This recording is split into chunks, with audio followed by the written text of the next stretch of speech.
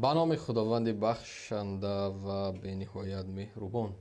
سلام و درود خدمت همه عزیزان، دوستان، برادران و در عموم مردم عزیز تاجیکستان. امیدوارم همگی خوب و خوش و سالم و در یک روحیه خوبی وطنداری وطن دوستی قرار داشته باشیم. چون هر وقت برنامه صدای مردم را شروع میکنیم و طوری چند ساعت دیگر خدمت تک تکی شما در پخش زنده برنامه صدای مردم خواهیم بود. پیش از همه سپاس و تشکر به کلی آن برادرانی که در رفت این برنامه و برنامه های گذشته و در عموم در ردبندی آینده نیز در صف ما هستند. سپاس و تشکر به هر یک اونهایی که به خاطر ملت، به خاطر مردم، به خاطر سرزمین کمری همت بستند، دارن مبارزه میبرند، نه وابسته از خواب مکان، منطقه و هکذا. البته برنامه صدای مردم از دوستان عزیز در وقتی برنامه می توانید توسط واتساپ و لینک استریم که من در زیر نوار گذاشتم مستقیما داخل استودیو شوید، یعنی که تماس بگیرید، فکر و اندیشه و نظر خود را نسبت این برنامه داشته باشیم. برنامه البته از دو قسم عبارت است. قسمت اول بنده بعضی از موضوعهایی که خیلی مهم است را به مردم ما را پیشنهاد میکنیم، کمی صحبت میکنیم و پسانتر خب زنگ های تلفنی قبول میکنیم، فکر و نظر شما را نسبت این موضوع میگیریم. البته دوستان عزیز، هدف از این برنامه باز هم باشد خب رساندن پیغام و گفتن فکر و نظر، گرفتن فکر نظر مردم و در عموم حالت امروزه تاجیک و تاجیکستانی در کدام ردبندی قرار دارد. متاسفانه وقتای اخیر روز تا روز وقتی نظر میکنی یک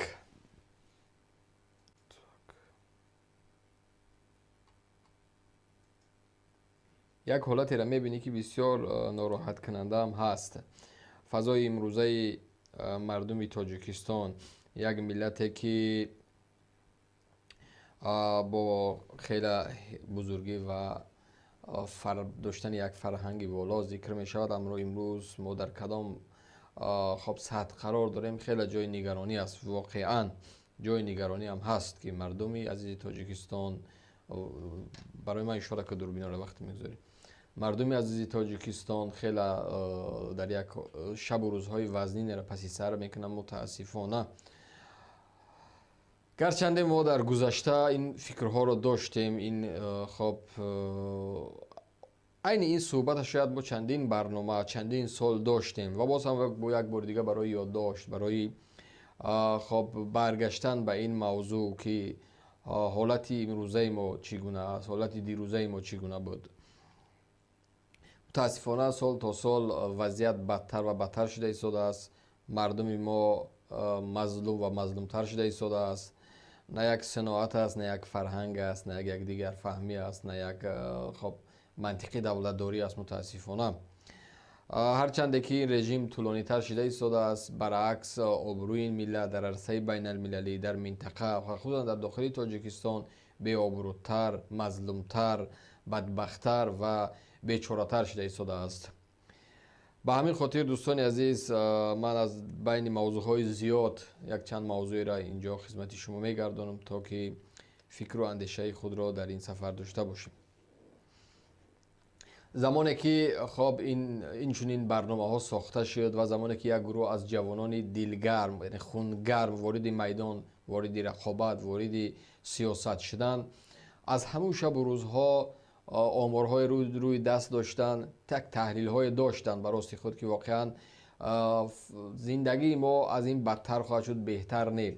بعد از یک 5 ساله، بعد از یک 10 ساله الکی ما و شما دیده ایستادیم که واقعا زندگی مردم تاجیکستان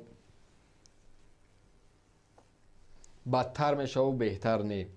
گرچنده که این رژیم طولانی تر شده ایستاده است و ما به سوی بدبختی، به سوی بیچارگی، به سوی مظلومی روانه ایستاده ایم. در حالی که اینها وقتی سر قدرت آمدن برای ما و شما آینده های خیلی درخشان وعده کردن. ما با امید این آینده درخشان ترک وطن کردیم، ترک خاک کردیم، ترک سرزمین کردیم، ترک عزیزا و دوستا کردن، رفتن مهاجرت. اما امروز میبینیم همون مهاجری که چند سال پیش آمده بود امروز زیر تحقیر، زیر شکنجه، زیر تهدید، زیر پسترین شرایط عمر به سر میبره. همونه که به این نظام باوری داشت که یک روز اینها برای ما کار میکنند، ولی دوری ما، بی‌طرفی ما سبب شده است که امروز حال تاجیک در هر یک گرد و اطراف، در هر یک کشورهای که تاجیک هست موقع بدی در قرار داره این ملت. متاسفانه بنابراین هموطنان عزیز و گرامی و مردم عزیز تاجیکستان، موضوع رو به دو نقطه جدا میکنیم. نقطه اول، ما در برنامه گذشته در مسئله سفر رحمان و به خود ایتالیا گرچه مفصل صحبت کردیم و امروز چند نقطه ناگفته دیگر است که من میخوام خدمت شما برسونم.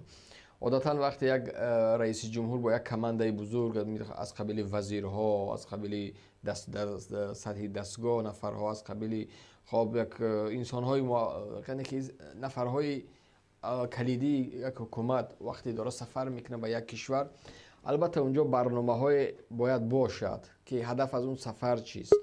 اگر که به بهانه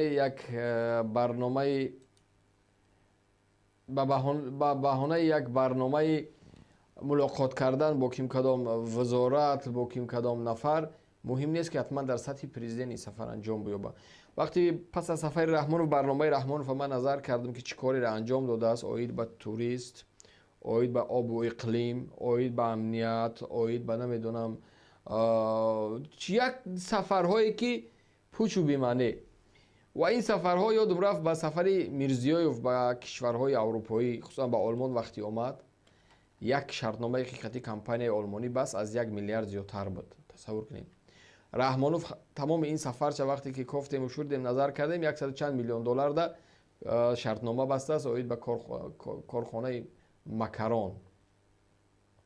همین قدر کروفر، همین قدر دواده و همین قدر مصرف، همون غولینگ و همون کلچه و همون کدو، همون انگور و همون عسل و همون قروتی نمیدونم اشکاشیم قطعی آمدن در ایتالیا شرمنده ایده دنیا و آخرت ما کردن. در طول 30 سال این خوتیکچه ها از همون کلچه و